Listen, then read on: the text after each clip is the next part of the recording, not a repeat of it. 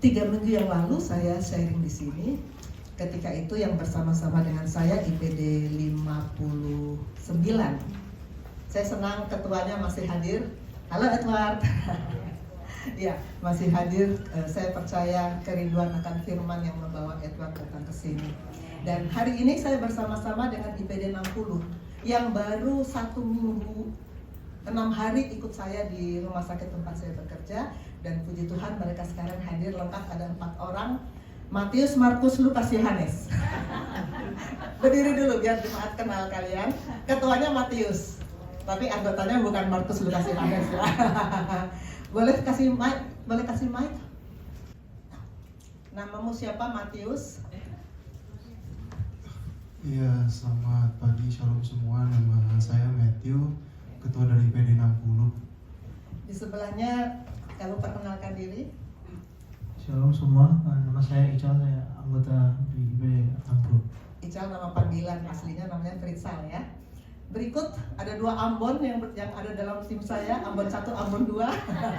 Ambon 1 bernama siapa? Selamat pagi semua, shalom. Perkenalkan saya Mindy Tutua Rima, asalnya dari Ambon IPD 60. Dan Ambon 2? Selamat pagi semua, shalom. Perkenalkan nama saya Michelle, saya dari Ambon, anggota IPD 60. Ya, silakan duduk. Pegang aja mic-nya, nanti kalian dapat tugas baca ayat. 3 minggu yang lalu saya sharing berjudul Change. Dan sebetulnya memang masih ada beberapa poin yang saya belum sampaikan karena waktunya sudah lewat. Saya lewat dari 60 menit yang diberikan dari Pastor Jerry, jadi saya cut. Saya pikir sisanya ini kapan saya mau sampaikan. Atau kemarin nggak sehari sesudah pentahbisan. Bapak Rohani tugaskan saya untuk sharing dan saya bilang kebetulan Tuhan yang sama yang menaruh firman-Nya di hati saya, menaruh suaranya di hati Bapak Rohani, dan karena itu saya hari ini akan menyampaikan change part yang kedua. Ini part yang pertama di tanggal 26 Januari 3 minggu yang lalu, dan ini part yang kedua. Masih dengan tema berubah. Karena saya percaya tujuan firman datang kepada kita adalah supaya kita berubah. Firman datang kita amin, kita bilang aku diberkati, tapi kalau nggak berubah percuma. Ya. Baik, kita masih akan mendeklarasikan ayat yang sama dari Roma 12 ayat 2. Seperti biasa, mari bangkit berdiri, kita deklarasikan firman, kita ucapkan bersama-sama dengan iman bahwa ini mau menjadi kehidupan kita. 1, 2, 3. Roma 12 ayat 2.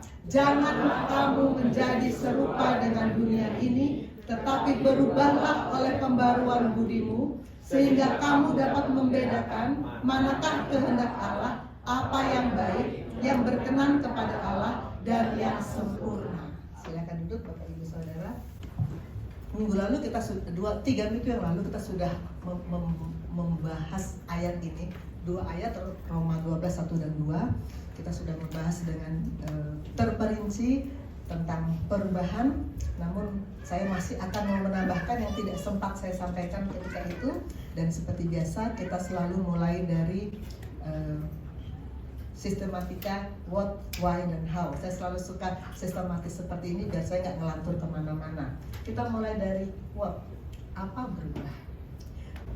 Definisi berubah sudah kita bahas minggu lalu ya, dan yang ingin saya ulangi adalah kita manusia terdiri dari tubuh, jiwa, dan roh.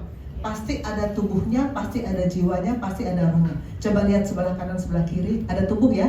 Kita lihat tubuh ya, ada yang lihat roh, ada yang gentayangan. Yang kita lihat tubuh. Ada yang ganteng, ada yang cantik, itu semua tubuh. Di dalam tubuh ada jiwa, dan jiwa itu mengandung unsur pikiran, perasaan, dan kehendak. Komponen ini sama dengan budi yang 3 minggu lalu, bukan ini Ibu Budi, ini Bapak Budi, bukan ya. Yang 3 minggu lalu kita bicara berubahlah oleh pembaruan budimu. Itu ada dalam dimensi jiwa, dan kemudian roh. Roh itu yang nanti akan bertemu Bapa di sorga, atau diseret oleh si bertanduk berekor. Kekal, roh itu kekal. Saya selalu bilang sama murid-murid saya, kalian mendandani tubuh begitu cantik, begitu lengkap, cari makan tiap hari buat tubuh ya, makanan enak-enak semua buat tubuh. Kalian belajar kedokteran untuk jadi sarjana, untuk jadi dokter, nanti gelar kalian bisa berderet-deret, segini banyak gelar. Tapi saat kita ALM, semua manusia pada saatnya ALM ya, pada saat kita dapat gelar terakhir ALM, tubuh dan jiwa lenyap menjadi tanah. Yang kekal itu roh. Karena itu jangan sampai kita berpikir bahwa roh itu nggak penting. Jangan sampai kita berpikir mengurus roh itu nanti aja. Iblis itu sangat licik, sangat cerdik. Dia selalu taruh keyakinan di umumnya. Kalau saya pelayanan pribadi dengan anak-anak koas, sebelum masuk IPD Koja, baca firman jarang-jarang, ke gereja jarang-jarang. Ada anak 59, bukan Edward ya, saya gak sebut namanya, dia terus terang bilang, dokter sebelum saya masuk IPD Koja, saya gereja cuma sekali setahun. Wow, saya kaget waktu dengar itu, tapi betul, cuma setiap Natal dia gereja, lain-lain dia gak pernah. Kenapa? Karena roh itu gak penting buat dia. Karena iblis selalu bilang gini, kamu kan masih muda, yang kamu kejar sekarang gelar dokter, harus mencapai gelar dokter, gak boleh telat. Sesudah itu kamu kejar apa? Pekerjaan, karier. Sesudah itu kamu kejar apa? Rumah tangga, sekolahkan anak. Sampai nanti umur 70, 80, baru cari Tuhan. Kan udah dekat-dekat. Siapa bilang? Papi, Bapak Rohani bilang di Jakarta ini orang bisa membalap dari kanan juga dari kiri. Ada juga yang potong jalan. Saya punya koas sekian tahun yang lalu. Semua koas kan seumur-umur mereka. 23-an gitu ya. Ketika sedang sama-sama dengan saya, dia mengalami BAB darah. Dia nggak bilang sama saya. Terus dia ke rumah sakit, diam-diam nggak bilang sama saya, terdiagnosa kanker usus besar. Dia nggak bilang sama saya. Dia tamat dokter, lalu dia internship. Di tempat internship dia meninggal pada usia 24-25. Jadi jangan kira, oh masih panjang, belum tentu. Roh sangat penting karena roh yang nanti akan bertemu dengan kekekalan. Ada dua kekekalan, dengan Allah Bapa atau dengan yang bertanduk berekor itu. Pastikan kita mengalami yang 3 minggu lalu ya, perubahan yang Tuhan mau, perubahan pada tubuh. Persembahkanlah tubuhmu di Roma 12 ayat 1. Tubuh juga Tuhan mau dipersembahkan sebagai pertambahan yang hidup, yang kudus, yang berkenan. Perubahan pada jiwa. Kalau cuma tubuh yang berubah, jiwa nggak berubah nggak mungkin. Jiwa harus berubah dulu baru tubuh ikut. Dan kemudian perubahan pada roh. Roh kita sudah berubah selaras dengan Allah pada justification.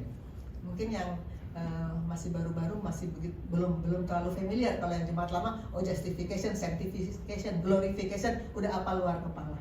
Ketika kita terima Yesus sebagai juru selamat, kalian berempat sekian hari yang lalu bertemu saya, terbuka hati terima Yesus sebagai juru selamat, itu justification.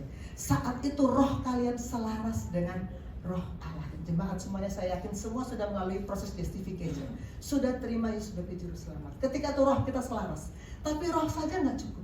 Tuhan mau jiwa dan tubuh juga selaras. Jiwa dan tubuh selaras melalui sanctification. Sanctification kita dapatkan melalui firman yang datang tiap-tiap hari. Tiap-tiap hari. Seperti tubuh kita tiap hari perlu makanan. Tubuh kita tadi sarapan kamu apa, Matthew? Bakmi dokter tadi. Itu salah satu makanan favorit orang Indonesia. Tubuh tiap-tiap nanti siang, Fritzal kamu mau makan apa niatnya? Nasi goreng dong. Itu semua makanan buat tubuh. Tubuh kita perlu makan 3 kali sehari, bahkan lebih, bisa berkali-kali tambah snack macam-macam. Tapi kalau roh kita nggak dikasih makan, roh akan lemah, roh akan mati, roh nanti nggak bisa ketemu Bapa di sorga. Maka sangat penting pada sanctification, tiap-tiap hari beri makan untuk roh. Sama dengan kita beri makan untuk tubuh, kita juga harus beri makan untuk roh. Dan kalau jiwa kita terus menerus kita selaraskan. Komponen jiwa tadi pikiran, perasaan, dan kehendak. Terus menerus kita selaraskan dengan firman. Selaraskan pikiran dengan firman. Selaraskan perasaan dengan firman. selaraskan keinginan dengan firman, maka jiwa kita selaras. Kita menjalani sanctification, pengudusan. Kita orang berdosa, ya, tapi kita dibenarkan melalui kematian Yesus dan melalui sanctification tiap-tiap hari. Baru kita dibenarkan di hadapan Allah.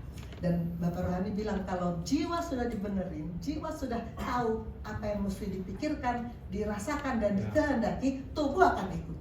Kalau saya bilang sama tubuh saya, aku mau ke pintu, kaki saya akan bawa saya ke pintu. Ikut saja tubuh, asal jiwa dulu dibenerin. Makanya saya sangat diberkati waktu Pastor Jerry 2 minggu yang lalu ya bicara tentang perubahan pikiran. Sangat penting kita untuk memperbaiki pikiran kita. Sanctification, perubahan pada jiwa dan tubuh. Tuhan mau kita berubah bukan hanya roh, tapi juga tubuh dan jiwa. Kan 3 minggu lalu kita sudah Abraham menjadi Abraham, Jacob menjadi Israel, dan Saulus menjadi Paulus. Sekarang kita belajar tokoh berikutnya. Lewi menjadi Matius. Ini kebetulan aja ada Matthew di sini.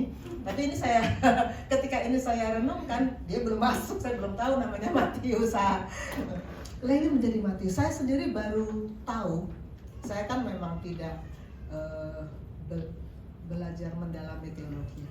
Saya sendiri baru tahu bahwa Lewi yang pemungut cukai ini adalah Matius yang menulis Injil Matius. Baru tahu saya. Oh, luar biasa perubahan yang terjadi pada seorang Lewi.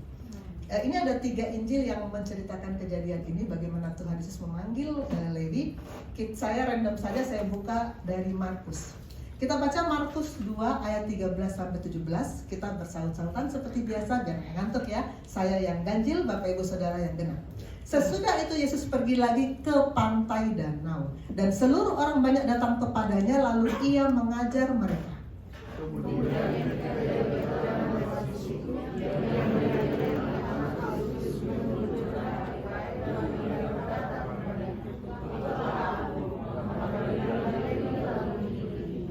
Kemudian ketika Yesus makan di rumah orang itu, banyak pemungut cukai dan orang berdosa makan bersama-sama dengan dia dan murid-muridnya, sebab banyak orang yang mengikuti dia.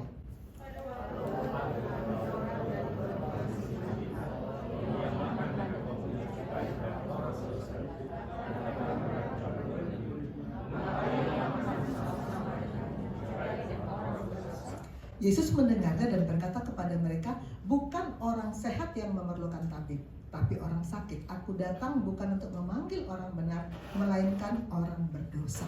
Ini kisah yang dicatat oleh Markus, bagaimana Tuhan Yesus memanggil Lewi. Nah, saya mau sedikit menyinggung istilah belajar. Kita gini, apakah kita mengaku murid Yesus?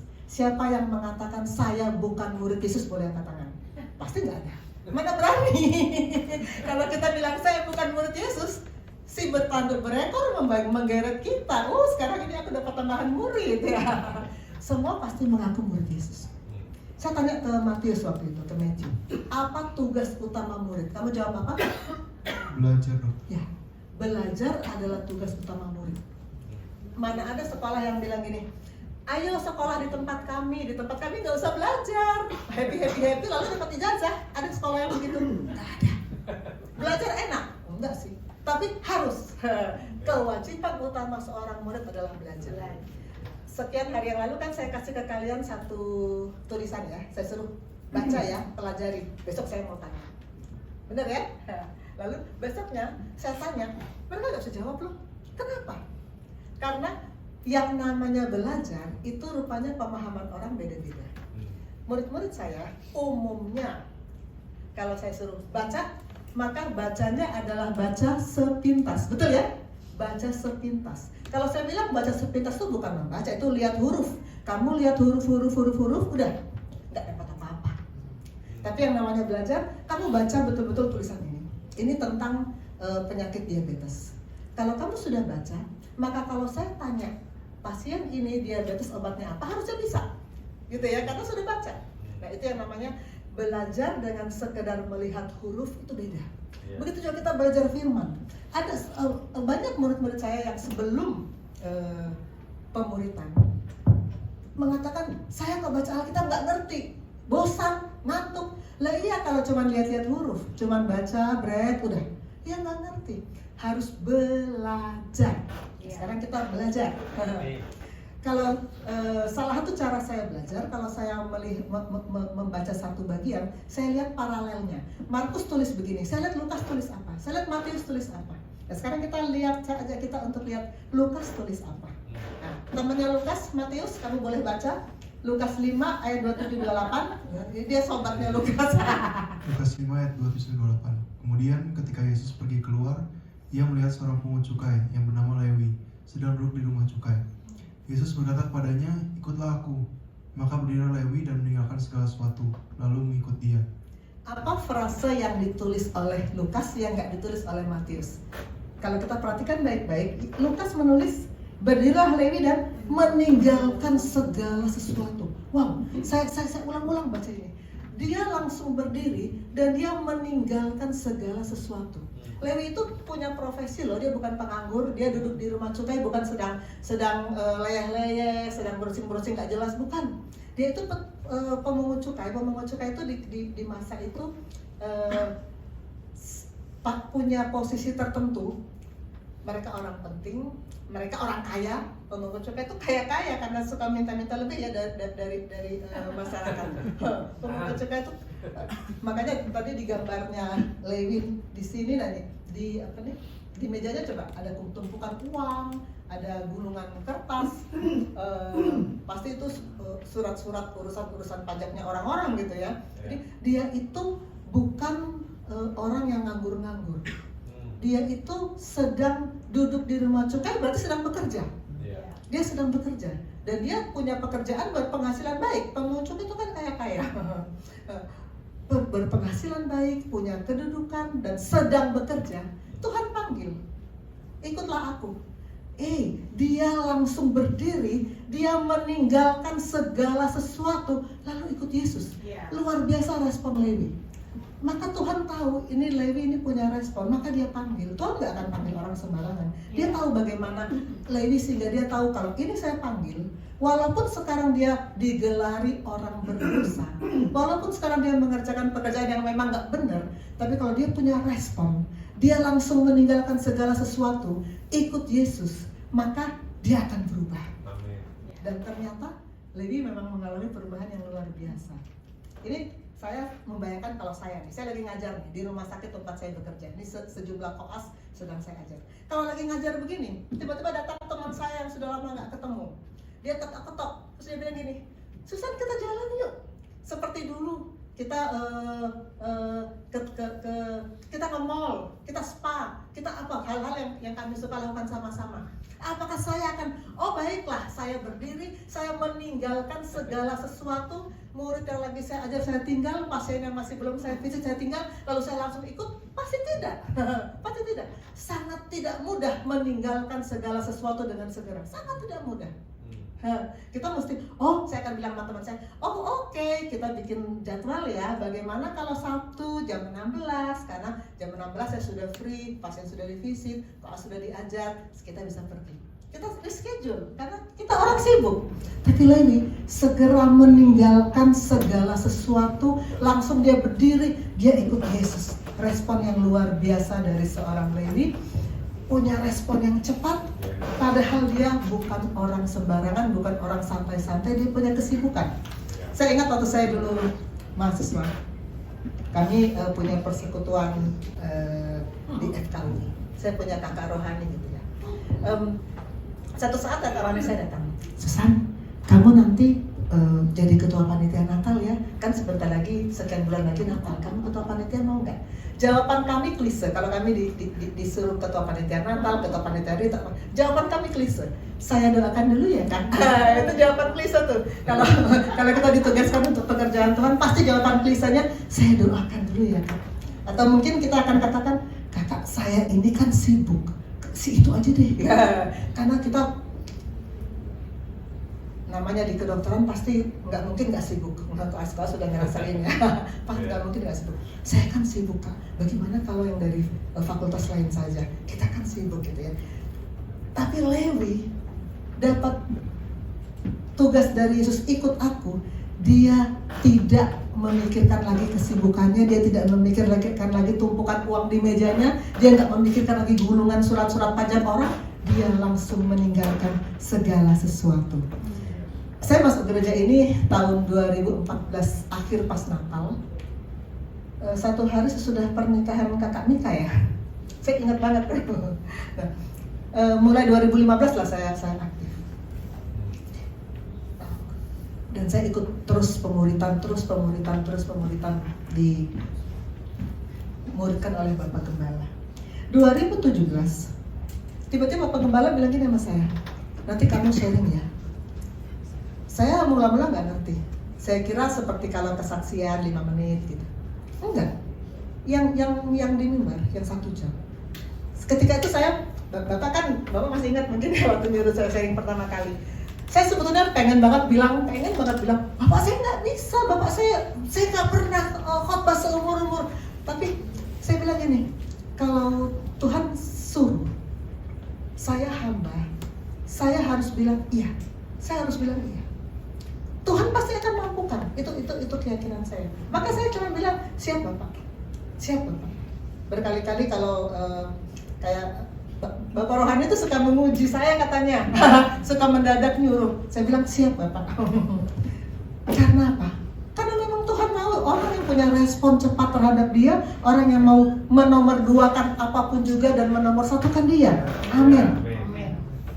Nah, Lewi ini kemudian menjadi Matius dan penulis Injil Matius, Injil yang pertama di Perjanjian Baru. Dan ini saya baca aja ya, karena untuk menambah pengetahuan apa kelebihan Matius.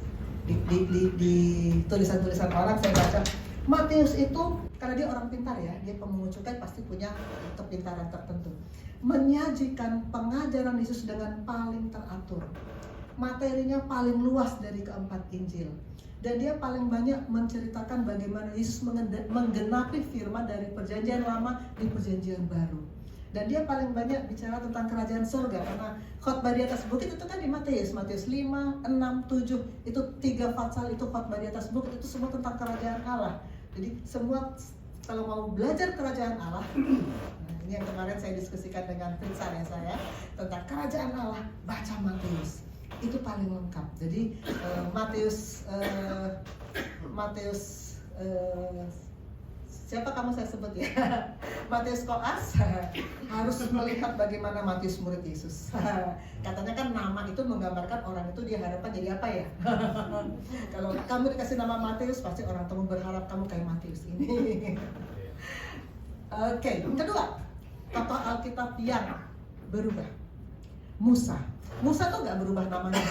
Yang berubah namanya Abraham menjadi Abraham, Jacob menjadi Israel, Saulus menjadi Paulus, Lewi menjadi Matius. Musa nggak berubah namanya, tetap Musa, tapi sifatnya berubah, sudut pandangnya berubah, dia direposisi oleh Tuhan. Kalau kita lihat seorang tokoh membawa 2 lomba tuh ini pasti Musa. Saya tahun 2021 pernah sharing berjudul Ini Aku Utuslah Aku di tahun 2021. Dan ketika itu saya membawa contoh 3 tokoh yang menjawab panggilan Tuhan dengan 3 versi. Versi pertama, ini panggilan Tuhan begini. Siapakah yang akan kuutus dan siapakah yang mau pergi untuk aku? Itu kita baca di Yesaya kan. Versi pertama, versi Yunus. Yunus waktu Tuhan panggil disuruh memberitakan Injil ke Niniwe, jawabnya apa? Langsung dia bilang tidak mau. Dia pergi ke mana Yunus? Fritzal, kamu tahu Yunus pergi ke mana? Jangan bilang pergi ke Koja ya. Yunus pergi ke mana? Ke tempat. Ayo Amban 1, Amban 2. Yunus pergi ke mana? Soalnya waktu sekolah minggu pas guru cerita Yunus, pas saya bolos. Yunus pergi ke, nanti baca ceritanya. Dia langsung Tuhan suruh ke kanan, dia ke kiri. Langsung menolak Yunus. Kedua, Musa ternyata waktu Tuhan pertama kali panggil dia nggak langsung mau loh. Dia sempat berdebat panjang-panjang dengan Tuhan sampai terakhir dia bilang, Tuhan, utuslah orang lain saja. Dia waktu baca dialog Musa dengan Allah, ini sebetulnya saya lihat Allah sabar banget ya ngadapin Musa. Allah sabar sekali ngadapin Musa. Yang langsung bilang mau tuh Yesaya. Tuhan bilang siapa yang mau kuutus? Yesaya langsung bilang ini aku utuslah aku. Luar biasa. Kita harus seperti ini. Seperti begitu Lewi langsung ini aku utuslah aku. Abraham langsung ini aku utuslah aku. Disuruh pergi, dia langsung pergi. Ini aku utuslah aku. Nah, kita baca bagaimana dialog Musa dengan Allah ketika itu. Keluaran 4 ayat 10 sampai 13. Saya baca yang genap, Bapak Ibu Saudara baca yang ganjil. Lalu kata Musa kepada Tuhan, Tuhan, aku ini tidak pandai bicara, dahulu pun tidak, dan sejak engkau berfirman kepada hambamu pun tidak, sebab aku berat mulut dan berat lidah.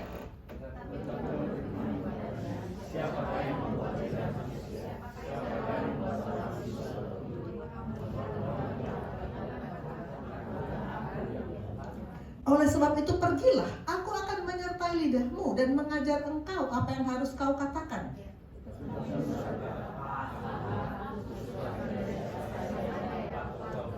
Dalam permodulan kami, Pastor Rio selalu menyelipkan adegan Musa bilang, Tuhan, kata Pastor Rio, misalnya koas saya suruh datang ke pasien, lalu koas saya bilang, dokter, itu kan pasti udah enggak lah. Tapi Musa waktu pertama kali dipanggil Tuhan, begitu jawabnya, Tuhan, nggak mau. Tapi kemudian Musa direposisi. Apa yang mengubah Musa? Kenapa Musa bisa berubah dari Tuhan yang lain aja Tuhan? Dia kemudian bisa berubah. Apa yang mengubah Musa? Firman. Firman datang tiap-tiap hari.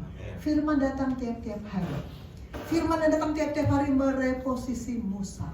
Selama 40 tahun di padang gurun, firman datang. Akhirnya dia melaksanakan membawa bangsa Israel yang tegar tengkuk itu. Bangsa Israel itu kan luar biasa kalau kita baca perjalanannya. Bangsa yang terus mengeluh, bangsa yang terus melawan. Musa bawa sampai ke depan gerbang Kanaan. Nanti yang bawa masuk kan Yosua.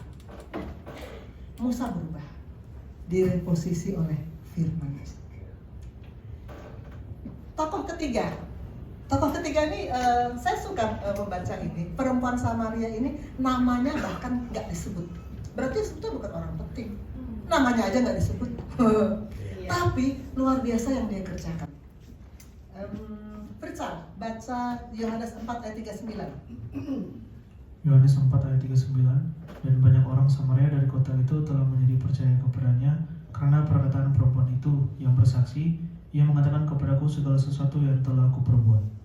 Suatu hari Tuhan Yesus jalan melewati daerah Samaria, lalu dia haus di sumur, dia mau minum. Perempuan Samaria itu bawa timba kan, beri aku minum, dia minta minum. Lalu perempuan itu bertemu dengan Yesus, lalu terjadi dialog. Sesudah perempuan itu bertemu Yesus, apa yang dia lakukan? Dia lari ke kampungnya, dia sampaikan kepada orang-orang kampungnya, aku bertemu Juru Selamat. Dia bawa orang-orang kampungnya kepada Yesus. Luar biasa. Sedangkan di Samaria ini Israel Utara.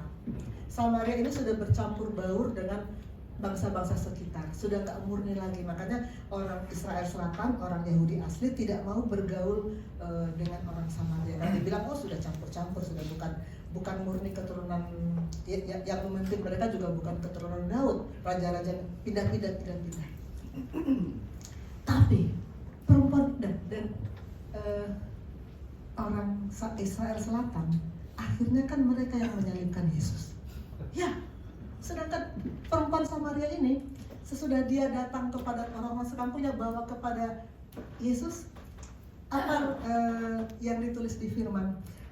Dan banyak orang Samaria dari kota itu menjadi percaya kepadanya. Saya baca ini ulang-ulang, luar biasa nih perempuan, luar biasa.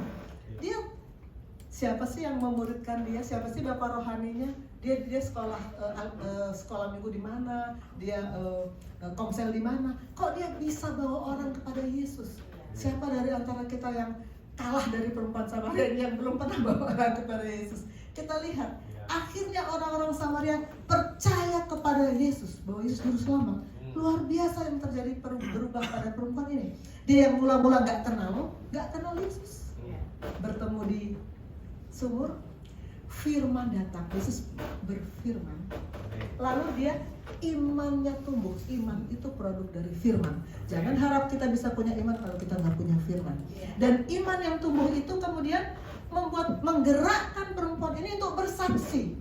Tadi Pastor Jerry bicara tentang waktu kita di sini persiapan, kita digerakkan oleh firman. Ada dua yang menggerakkan kita di pengajaran Bapak Rohani, firman atau bukan firman. Kalau firman yang menggerakkan kita, maka pasti kita akan melakukan apa yang firman suruh. Pasti kita akan membawa orang kepada Tuhan. Pasti, karena Tuhan mau kita berbuah. Sekian minggu yang lalu khotbah Bapak Yosef adalah Tuhan mau kita berbuah. Tuhan tidak mau pohon ara hanya daun saja. Tuhan gak mau kita cuma pelayanan, tapi buahnya gak ada. Tuhan gak mau tidak cukup hanya daun, harus ada buah. Yang pohon yang tidak ada buah itu di salah satu Injil, karena ada beberapa versi penulis kan, Tuhan bilang biarkan saya lihat 3 tahun lagi ya. 3 tahun lagi kalau dia tetap tidak berbuah, potong. Sedangkan pokok anggur bicara apa? Carang yang tidak berbuah, ranting yang tidak berbuah, dipotong, dibakar, dinyala api yang menyala-nyala. Tuhan mau kita berbuah.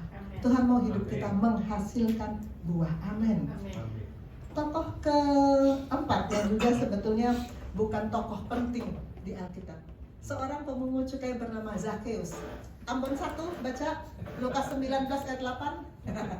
Lukas 19 ayat 8. Tetapi Zakheus berdiri dan berkata kepada Tuhan, Tuhan, setengah dari milikku dan kuberikan kepada orang miskin, dan sekiranya ada sesuatu yang kuperas dari seseorang, akan kukembalikan 4 kali lipat.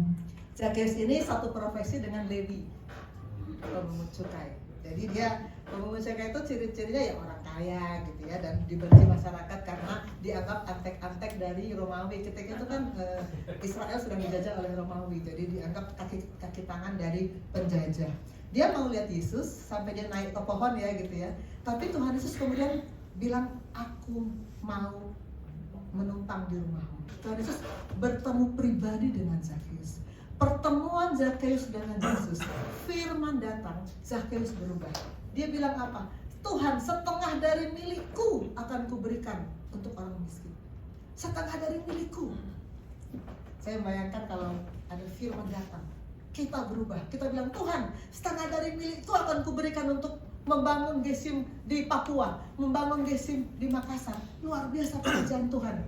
Kalau kita mau mengatakan uang nomor 2. Pekerjaan Tuhan nomor 1. Luar biasa Zakheus. Dia bilang, kalau ada yang kuperas dari seseorang, ku kembalikan 4 kali lipat. Perubahan luar biasa. Uang bukan lagi yang nomor 1 bagi dia. Kalau kita bertemu Yesus, kita diubah, maka uang bukan lagi yang nomor 1 bagi kita. Nomor 1 Yesus. Cari dia dulu, maka semua akan ditambahkan.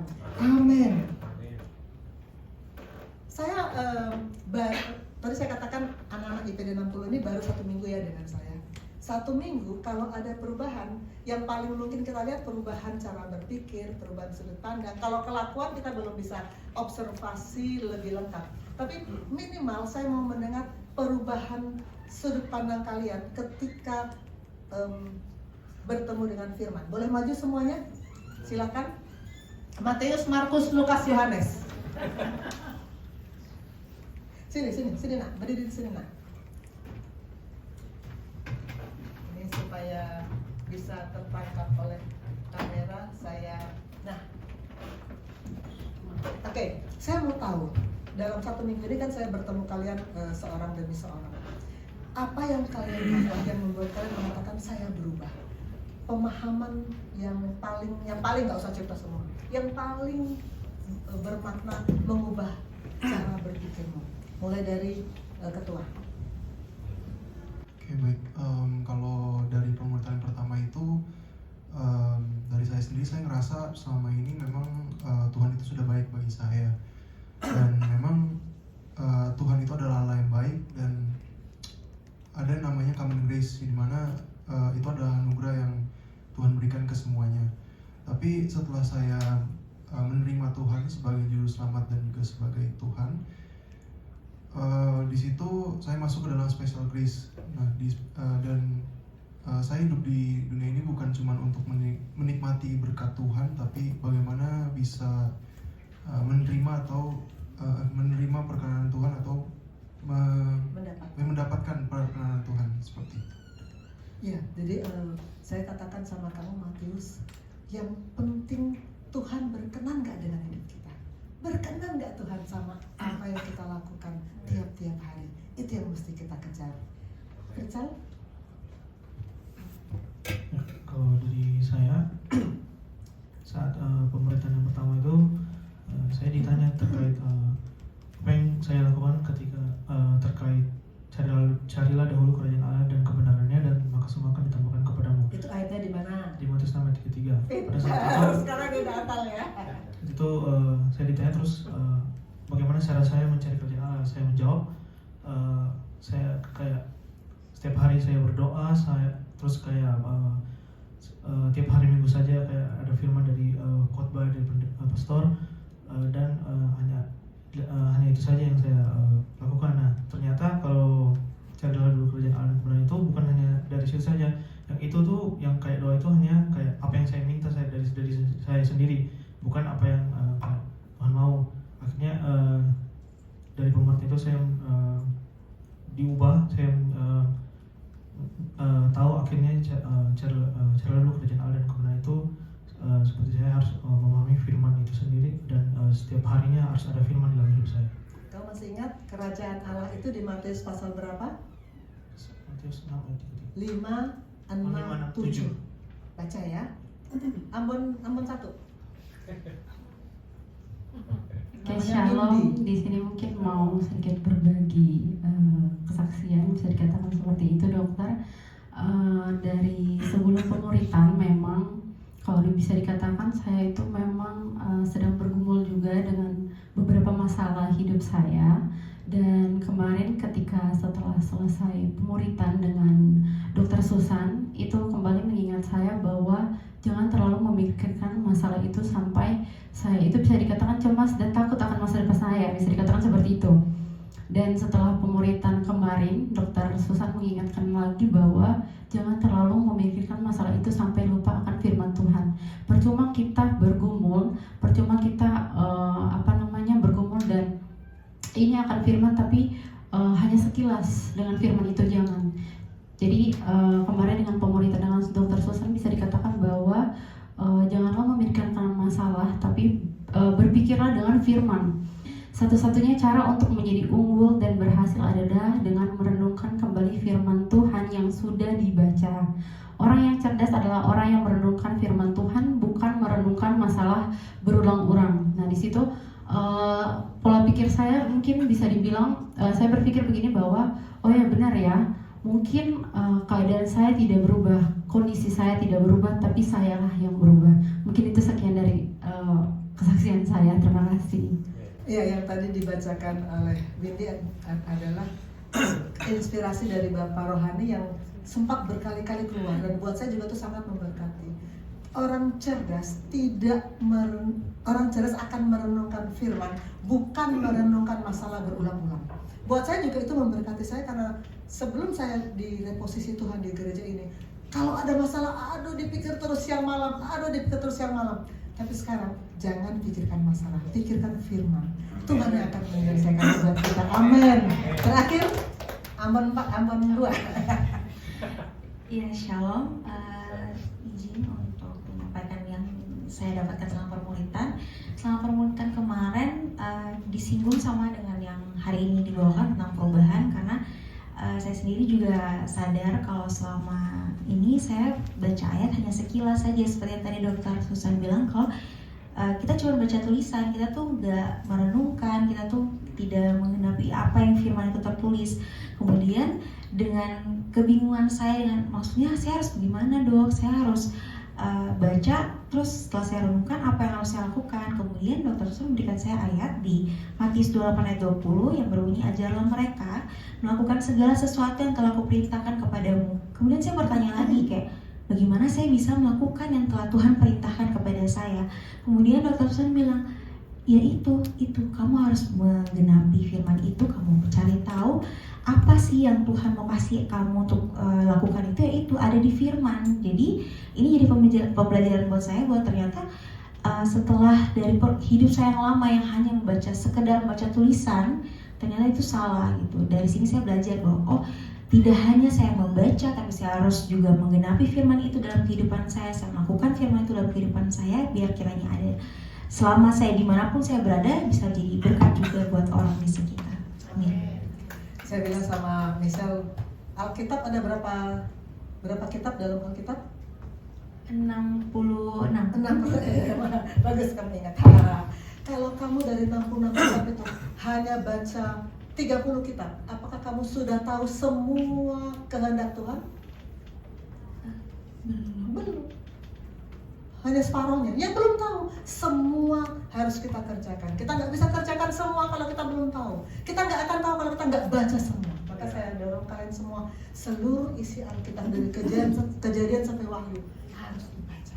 Dan bukan cuma dibaca, direnungkan. Bukan cuma direnungkan, dilakukan. Amin. Beri kemuliaan untuk Tuhan. Silakan duduk anak-anak. Kita masuk dalam why. Tadi sudah what? Why. Slide untuk why ini tidak berubah dari yang 3 minggu yang lalu. Mengapa kita harus berubah?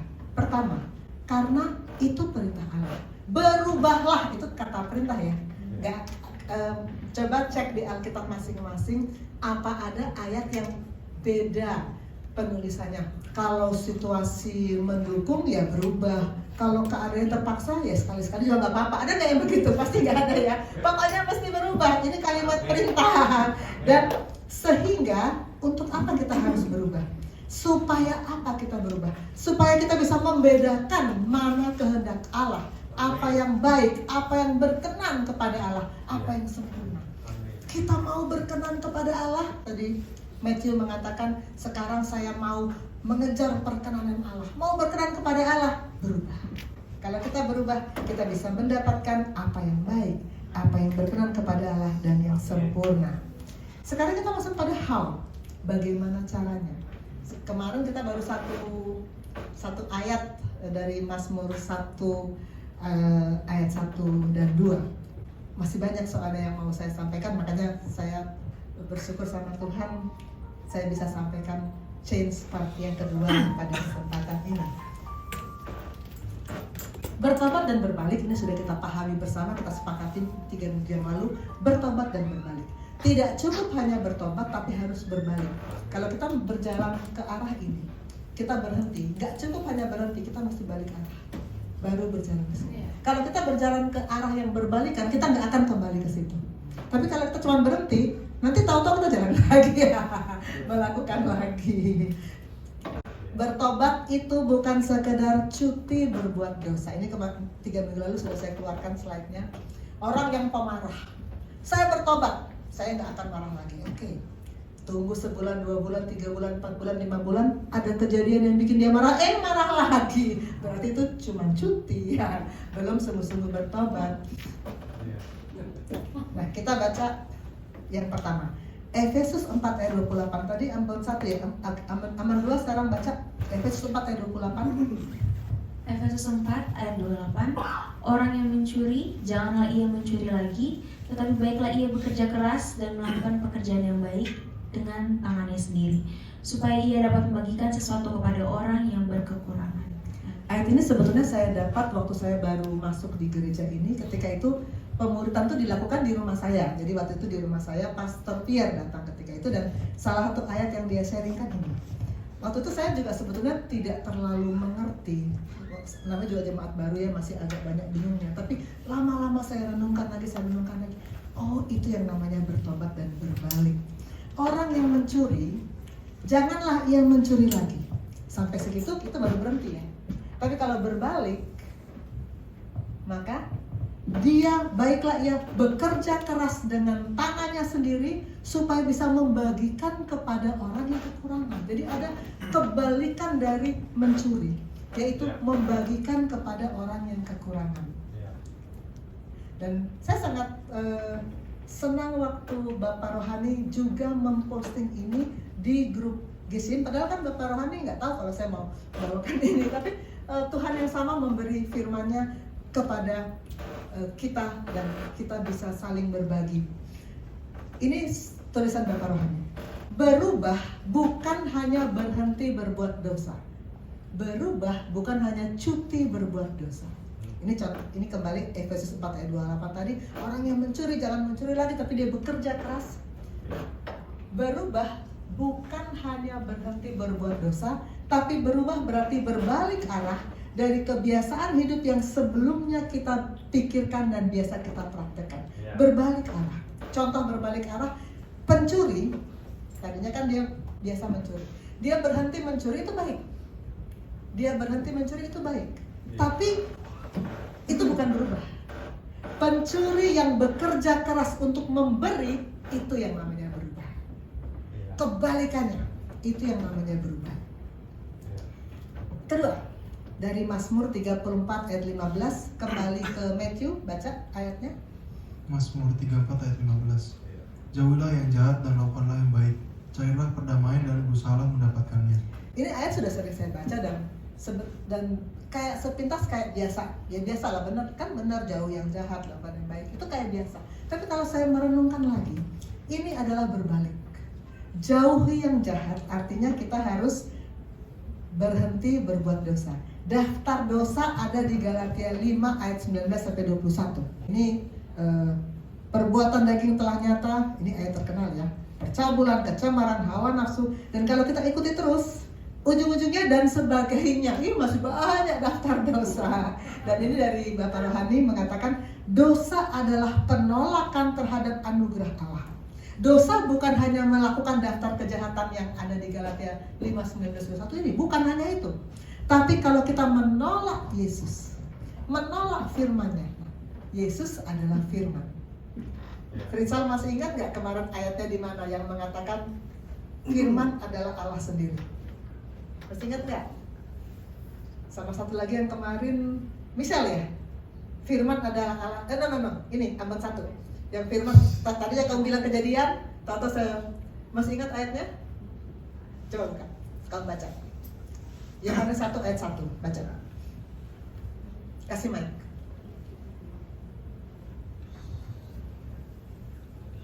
Yohanes 1 ayat 1, firman adalah pada mulanya Allah ada berfirman, firman itu bersama-sama dengan Allah dan firman itu adalah Allah. Firman itu adalah Allah. Jadi kalau kita menolak firman, berarti kita menolak Allah. Kan sering orang bilang, oh saya nggak menolak Allah, tapi firmannya saya nggak kerjakan, itu menolak firman. Menolak karya keselamatannya, menolak special grace, itu dosa. Menolak firman itu dosa. Apa dosa yang paling sering kita lihat sehari-hari? Kalau mahasiswa nyontek, lalu kalau mau diaplikasikan di ayat yang tadi, orang yang menyontek janganlah ia menyontek lagi, tapi hendaklah ia memberi contekan, nggak gitu ya?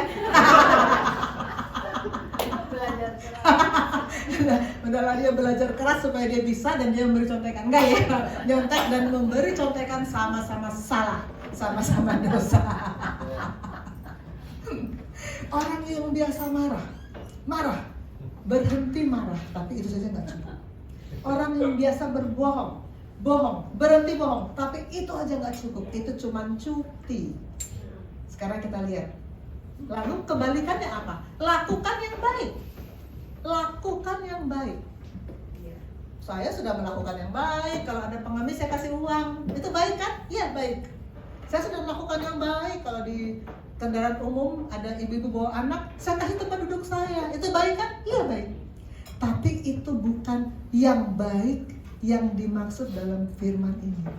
Yang baik yang dimaksud oleh firman adalah Efesus 2 ayat 10. Karena kita ini buatan Allah, diciptakan dalam Kristus Yesus. Kita semua pasti sadar, setuju, sepakat kita ini buatan Allah. Kita nggak mungkin tiba-tiba ada gitu, nggak kan? Kita dibentuk oleh Allah, diciptakan oleh Allah. Dan karena kita mewarisi dosa Adam, dan kita juga berbuat dosa, kita harus ditebus oleh Kristus, diciptakan ulang dalam Kristus. Untuk apa? Supaya masuk surga. Benar nggak? Benar apa itu? Untuk apa Tuhan Yesus menebus kita? Supaya kita masuk surga? Bukan. Surga itu bonus, kata Bapak Rohani. Tuhan Yesus menebus kita supaya kita melakukan pekerjaan baik yang dipersiapkan Allah sebelumnya. Pekerjaan baik bukan dari kacamata manusia, bukan dari sudut pandang manusia. Baik dari sudut pandang manusia, kalau memang baik ya baik, tapi bukan itu yang Tuhan mau. Yang Tuhan sudah persiapkan. Mempersiapkan sesuatu itu sesuatu loh. Bayangkan kalau saya sudah siapkan untuk murid-murid saya bahan kuliah. Saya bikin slide-nya bagus-bagus, saya siapkan ruangannya, saya siapkan semua. Lalu saya suruh mereka, ayo sekarang kita kuliah. Mereka lalu macam-macam ala saya, dokter saya masih mau kesini, dokter saya bentrok dengan kuliah lain, dokter pada nggak ada yang bisa datang. Apa yang saya rasakan? Kecewa, kecewa pasti. Kita udah menyiapkan, tapi tidak ada yang menyambut, kecewa. Tuhan juga begitu. Dia sudah menyiapkan bagi hidup kita rencananya, tujuannya dalam hidup kita masing-masing. Kalau kita tidak memasuki tujuannya, kalau kita tidak menyambut tujuannya, menyambut rencananya, dia kecewa. Dia mau kita hidup dalam rencananya. Waktu permodulan dengan Pastor Rio, ada satu kalimat yang saya sangat suka. Kalau kita dalam rencana Tuhan, talenta yang ada pada kita akan maksimal Tuhan berikan. Talenta kita semua punya talenta, tapi tidak banyak, tidak semua bisa maksimal. Kita nggak tahu. Waktu sebelum saya masuk gereja ini, saya kan nggak pernah menari di gereja. Saya tamborin kan otodidak. Tapi kenapa jadi bisa?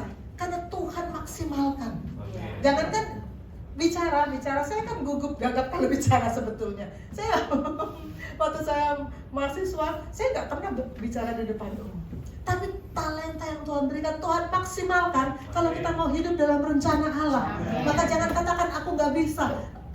Kita punya talenta. Jangan katakan aku nggak sanggup. Kita punya talenta. Jangan katakan aku berkekurangan. Kita punya talenta. Maksimal kalau kita hidup dalam rencana Allah. Amin. Ini satu lagu saya minta pastor kesayangan saya. Saya minta dibantu oleh kembaran saya. Dan Mindy silakan, Mindy sudah belajar lagu ini. Kembaran saya boleh maju juga. Ini Bapak Rohani tahu lagu ini karena ini saya dapat dari I3 Batu Malang memang. Saya suka ayat ini. Dan kalau kita menyanyikannya kita akan hafal.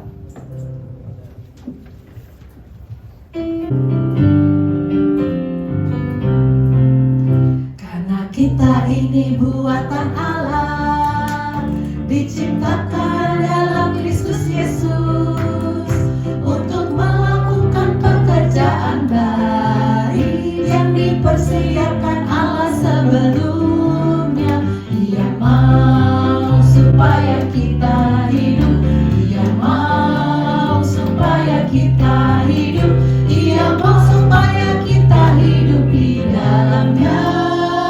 Karena kita ini buatan Allah, karena kita ini buatan Allah, diciptakan dalam Kristus Yesus untuk melakukan pekerjaan baik yang dipersiapkan Allah sebelumnya.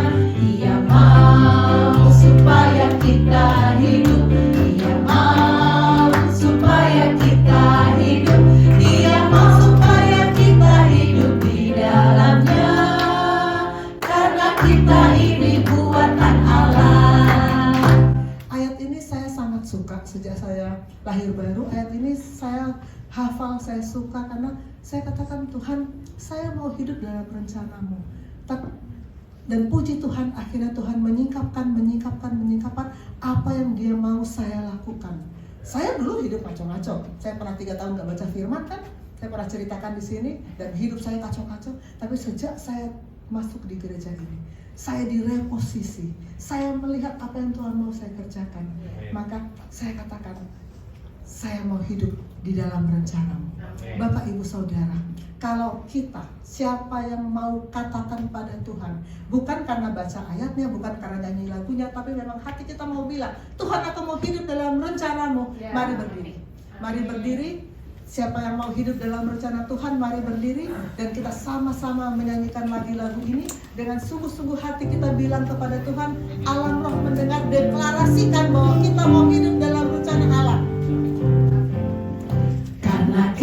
ini buatan Allah, diciptakan dalam Kristus Yesus untuk melakukan pekerjaan baik yang dipersiapkan Allah sebelumnya. Ia mau supaya kita hidup, Ia mau supaya kita hidup, Ia mau supaya kita hidup di dalamnya.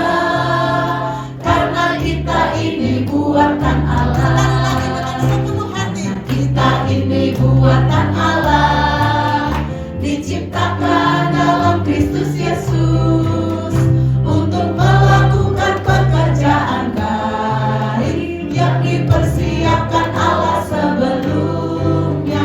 Ia mau supaya kita hidup, Ia mau supaya kita hidup, Ia mau supaya kita hidup di dalamnya. Karena kita ini buatan Allah. Kita berdoa, Bapa di surga, ini deklarasi kami, ini kata hati kami yang kami ucapkan dengan sungguh-sungguh hati. Dan kami percaya surga dengar apa yang kami katakan. Kami mau hidup dalam rencana-Mu Tuhan. Kami tahu Engkau menciptakan kami, dan Yesus menebus kami untuk melakukan pekerjaan baik yang Tuhan sudah siapkan.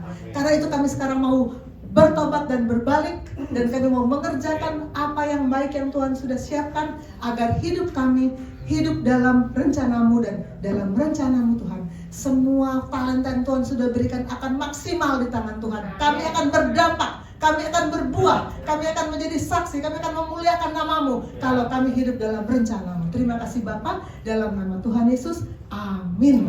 Silakan duduk Bapak Ibu Saudara. Ini adalah inspirasi Bapak Rohani di WA grup kita sekian hari yang lalu, dan saya senang sekali waktu membaca ini. Oh, ini persis dengan apa yang sedang saya pikirkan. Change, berubah.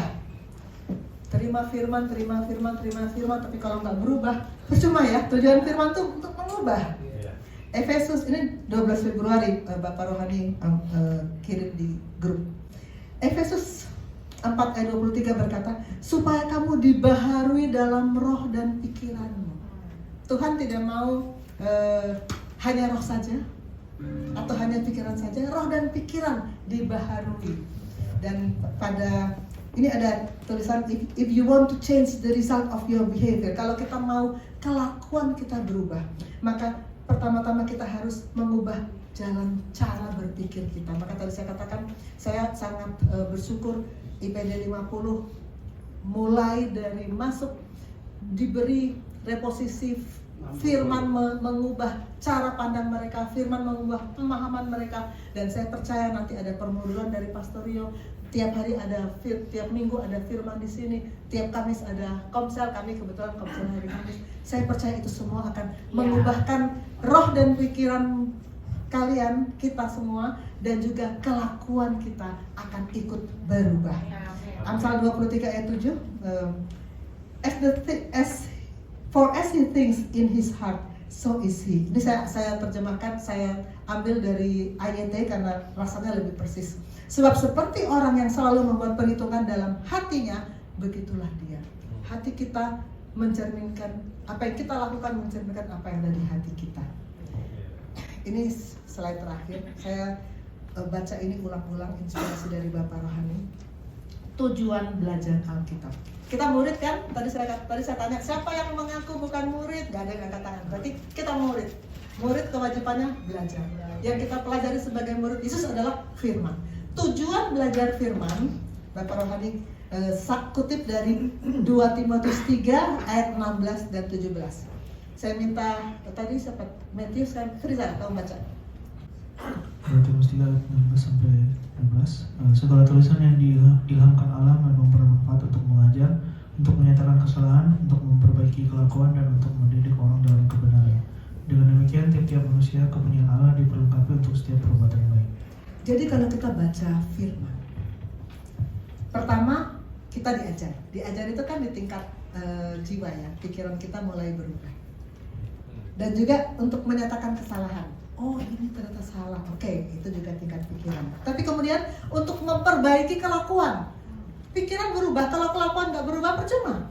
Kelakuan harus berubah dan mendidik orang dalam kebenaran. Kebenaran itu adalah firman. Kita dididik di dalam kebenaran firman. Dengan demikian, tiap-tiap manusia kepunyaan Allah diperlengkapi untuk setiap perbuatan baik. Kita diperlengkapi. Jangan bilang saya nggak punya ini, saya nggak punya itu, saya nggak punya bakat, saya nggak punya. Kita diperlengkapi di dalam Tuhan, di dalam rencana Tuhan. Talenta kita maksimal. Tuhan anugerahkan keberhasilan. Amin. Kita baca yang hijau. Bukan untuk sekedar tahu saja, tapi untuk membuat saya berubah. Kita tahu firman, kita amin, tapi kalau hidup kita nggak berubah, percuma. Dan yang orang paling bawah, belajar Alkitab yang membuat saya tidak berubah, berarti saya meleset dari tujuan dan itu dosa.